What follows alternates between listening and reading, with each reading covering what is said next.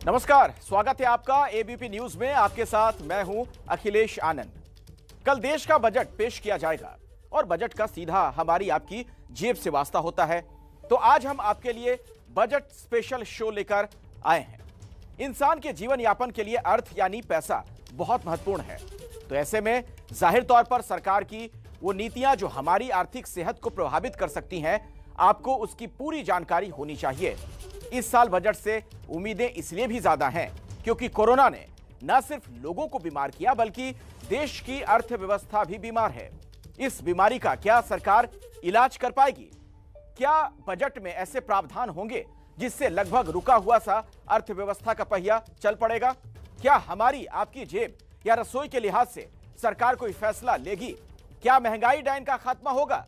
क्या रोजगार के लिए हताश हो रहे युवा के लिए कोई खुशी की खबर देगा यह बजट? सवाल कई हैं, जवाब कल मिल सकता है। 5 राज्यों में चुनाव के ठीक पहले पेश होने जा रहा बजट क्या जनता की उम्मीदों को पूरा करेगा? क्या इस बजट से उस आम आदमी को राहत मिलेगी जिसके लिए कोरोना काल में घर चलाना मुश्किल हो गया? बीते 1 साल में देश के गरीब और मिडिल क्लास के लोगों के लिए 2 सबसे बड़े मुद्दे रहे, महंगाई और बेरोजगारी। इसीलिए चुनावी राज्यों में विपक्ष भी अब इन मुद्दों को लेकर सरकार को घेरने में लग गया है। महंगाई और बेरोजगारी, इन दोनों को तमचे से मारिए या इत्र छिड़क कर मारिए या कैसे मारेंगे, ये सरकार की जवाबदेही और जिम्मेवारी का हिस्सा है। इन्हें शमशान में जलाइए या कब्रिस्तान में दबाइए, पर भगवान के लिए, ईश्वर के लिए इसका हल निकालिए। समाजवादी पार्टी के लोग लगातार किसानों की आय दोगुनी का सवाल पूछेंगे, महंगाई का सवाल पूछेंगे, जो आपने सिलेंडर महंगा कर दिया वो सवाल पूछा जाएगा आपसे। इनको घरों में जाकर के जो पर्चा बांट रहे हैं, सिलेंडर देखना चाहिए भर गया क्या नहीं भरा है। गरीब के घर में अगर ये पर्चा बांटने जा रहे हैं तो हमें तो बता रहे हैं कि आज सरसों का तेल भी इतना महंगा हो गया। क्या बीजेपी को समझ में नहीं आता कि सरसों का तेल इतना महंगा हो गया?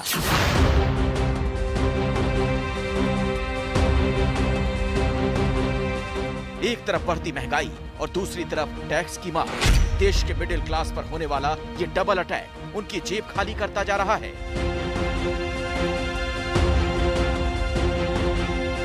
लखनऊ के रहने वाले प्रताप नारायण सिंह एमएसएमई सेक्टर से जुड़े हैं।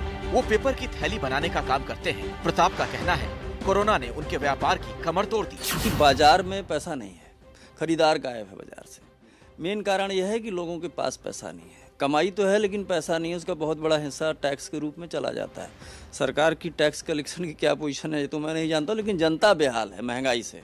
ये जो विसंगति है ये आमदनी और टैक्स में, सरकार इसको दूर करे।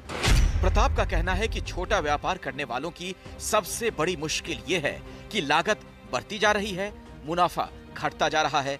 इसीलिए वो सरकार से उम्मीद रखते हैं कि इस बजट में जीएसटी को कम करने पर विचार करना चाहिए। मैं वित्त मंत्री महोदया से ये निवेदन करना चाहूँगा आपके माध्यम से कि वो एमएसएमई सेक्टर को मजबूत करने के लिए सबसे पहला कदम है कि जीएसटी की दरों को रेशनलाइज करें। 28% की दर को तो मैं कहूँगा एबॉलिश कर देना चाहिए और 18% की जो दर है उसको भी थोड़ा रेशनलाइज करें। उसमें बहुत सारे आइटम हैं जो कि 18% के इतनी आमदनी नहीं है और न जनता देना चाहती है और न सरकार को टैक्स उतना ज़्यादा चार्ज करना चाहिए। एक तरफ व्यापार पर जीएसटी तो दूसरी तरफ सड़क पर चलने से लेकर पेट्रोल, डीजल या किसी भी सामान को खरीदने पर दिया जाने वाला टैक्स। आम लोगों के पास बचत की कोई संभावना नहीं और रही सही कसर महंगाई ने पूरी कर दी। सुलेखा का कहना है जिस तरह से खाने पीने की चीजों के दाम बढ़े, उसे देखते हुए बजट में सरकार को महंगाई कम करने से जुड़े कदम जरूर उठाने चाहिए। पानी से लेके सब्जी भाजी, दूध, दही, सारी चीजें महंगी हो गई हैं, तो इसके लिए बहुत सोचना पड़ता है।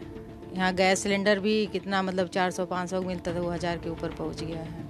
नहीं कम है, खर्चा ज़्यादा है भाई, खर्चा तो ज़्यादा है ही है। बजट से एक दिन पहले सरकार ने जो आर्थिक सर्वेक्षण पेश किया उसमें भी साफ कहा गया है खाने पीने की चीजों में आई महंगाई में 60% हिस्सा खाने के तेल की बढ़ी हुई कीमतों का है। इसके अलावा मीट मछली के दाम भी लगातार बढ़ते रहे।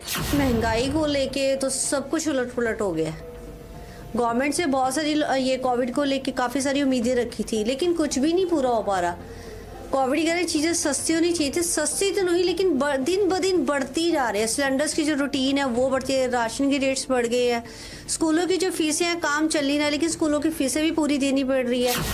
होशियारपुर के रहने वाले मनप्रीत सिंह ने लंबे समय तक सरकारी नौकरी के लिए कोशिश की, लेकिन जब सफलता नहीं मिली तो उन्होंने प्राइवेट कंपनी में मार्केटिंग का काम शुरू कर दिया। लेकिन महंगाई और टैक्स के कारण उनके लिए घर चलाना मुश्किल होता जा रहा है। सरकार को यही कहना चाहते हैं कि थोड़ा सा अपनी नीतियों में सुधार लाएं, लोगों को रोजगार दें, थोड़ा महंगाई पे कंट्रोल करें। नौकरी पेशा लोगों की सबसे बड़ी उम्मीद यही है कि इस बजट में सरकार टैक्स के मोर्चे पर राहत का ऐलान करे, जैसे कर मुक्त आय की सीमा 2.5 लाख से बढ़ाई जाए, स्टैंडर्ड डिडक्शन 50,000 से बढ़ाकर 1 लाख किया जाए, जीवन बीमा प्रीमियम को ATC के तहत मिलने वाली छूट से अलग किया जाए। इसके अलावा होम लोन पर मिलने वाली छूट की सीमा भी बढ़ाई जाए।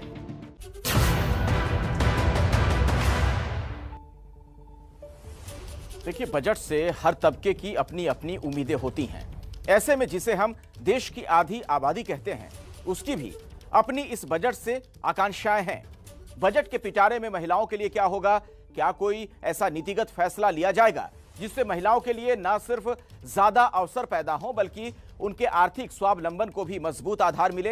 यही नहीं, महिलाओं के किचन के बजट पर निर्मला सीतारमण का यह बजट क्या और कितना असर डालेगा? लखनऊ की रहने वाली रागिनी चंदेल ने MBA किया है। वो एडवर्टाइजिंग इंडस्ट्री से जुड़ी हैं। उनका कहना है, चुनाव में महिलाओं की बात तो सब करते हैं, लेकिन सरकार के बजट में महिलाओं के लिए कुछ क्यों नहीं होता? हमें स्कूटी नहीं चाहिए, लैपटॉप नहीं चाहिए, काम चाहिए। आज की डेट में कोई भी लड़की ऐसी नहीं है जो कि कहेगी नहीं मुझे घर जाके करना है। अगर वो घर में काम करती है, दाल चावल खाना भी बनाती है, बच्चे संभालती है, उसके बाद भी वो अपने करियर को लेके बहुत ज़्यादा काफ़ी एक्साइटेड रहती है कि नहीं हमें करियर बनाना है अपना, तो बस हमें एम्प्लॉयमेंट दे दीजिए। एम्प्लॉयमेंट रहेगी तो सब कुछ अच्छा रहेगा। रागिनी का कहना है कि वित्त मंत्री निर्मला सीतारमण खुद कामकाजी महिला हैं। ऐसे में उन्हें कामकाजी महिलाओं की तकलीफों को और गंभीरता से समझना चाहिए। वो चाहती हैं कि बजट में टैक्स को लेकर राहत दी जाए। हम अपने घर चलाने या अपनी चीज़ें पूरी करने से ज़्यादा हम टैक्स पे करने के लिए कर रहे हैं। मुझे जाना है, दूध लेना है, सब्जी लेनी है, लेकिन हाँ 20 रुपए का सामान है तो मुझे 30 रुपए लेके चलना पड़ेगा क्योंकि उसमें टैक्स भी है। अमृतसर की रहने वाली पूनम एक प्राइवेट कंपनी में काम करती हैं। लॉकडाउन के वक्त कंपनी ने उन्हें घर से काम करने के लिए कहा और इस दौरान उनकी सैलरी भी आधी कर दी गई। पूनम का कहना है कि सरकार को अब ऐसे लोगों के बारे में सोचना चाहिए। जैसे लॉकडाउन चल रहा है, काम नहीं है, तो गवर्नमेंट को चाहिए था कि ये चीज़ों में जो है वो प्राइवेट जॉब्स वालों को या जो नहीं इतना काम कर पा रहे हैं उनको कुछ सहूलत दे, लेकिन उन्होंने कुछ भी नहीं किया इस चीज़ के लिए। कामकाजी महिलाओं की तरह गृहिणियों का भी कहना है कि बजट में देश की आधी आबादी का पूरा ख्याल रखा जाना चाहिए और महंगाई कम करने से लेकर लड़कियों की शिक्षा तक के लिए और कदम उठाए जाने चाहिए। लड़कियों की शिक्षा के लिए सरकार को जरूर एफर्ट करने चाहिए। सरकार को चाहिए कि कोई ऐसे कदम उठाए जिसमें बच्चों को भी कोई रिलीफ मिले और महिलाओं को भी कुछ बेनिफिट्स हों।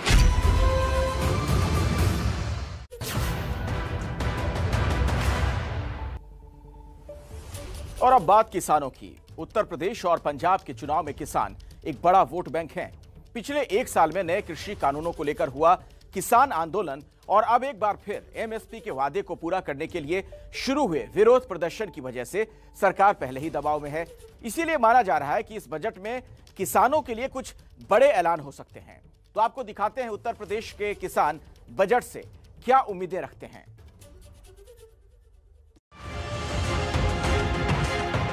खेती से जुड़े लोगों के लिए ये बजट काफी अहम होने वाला है।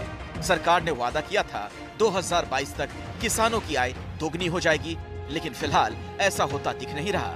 इसीलिए किसानों की सबसे बड़ी मांग है कि बजट में फसल की सही कीमत मिलने को लेकर प्रावधान किए जाएं। सरकार का वादा था कि 2022 तक हम किसानों की आय दुगनी करेंगे, और जिसमें कि दुगनी छोड़ो, अभी तक किसान को सही समय से ना खाद मिल पा रही है, न बीज उपलब्ध हो पाते हैं, और पूरे दिन लाइन में लगा रहता है किसान, किस समय खेती करे, किस समय अपना बीज खरीदे या खाद खरीदे। तो सरकार को इस पर कुछ सुविधा देनी चाहिए। शामली में गन्ने की खेती से जुड़े किसानों का कहना है कि बढ़ती महंगाई ने उनकी लागत बढ़ा दी है, इसीलिए बजट में सरकार को किसानों के लिए कीमतें कम करने पर विचार करना चाहिए। खाद बीज हो गया, इसके रेट सस्ते होने चाहिए। बहुत 2 गुना हो चुके इसके रेट। इसके रेट 2 गुना, जैसे डीजल हो या पेट्रोल हो या खाद्य सामग्री हुई, दवाई पे बहुत ज़्यादा रेट बढ़ गए। जो हम खेत में अपने दवाई डालते हैं उसका रेट 2 गुना के 4 गुना हो चुका। क्रेडिट कार्ड है, लोन लेता है किसान, उसका ब्याज वगैरह या अगर वो नहीं समय पे दे पा रहा उसको माफ होना चाहिए और ब्याज बहुत कम होना चाहिए जिसको वो उसको दे सके समय पे। इसके अलावा किसानों की मांग है कि सरकार खेती को बढ़ावा देने वाली नई योजनाओं का ऐलान करे, खेती में बढ़ती लागत को कम करने के लिए जरूरी कदम उठाए और न्यूनतम समर्थन मूल्य को लेकर ठोस नीति बनाई जाए। समय पर भुगतान सबसे बड़ी समस्या है। गन्ना मूल्य नहीं बढ़ाया जा रहा, 5 साल में इस बार 25 रुपए बढ़ाए, जो 1 साल में केवल 5 ही रुपए बैठे हैं। किसानों की नाराजगी को देखते हुए ये उम्मीद की जा रही है कि सरकार इस बजट में किसानों के लिए बड़े ऐलान कर सकती है।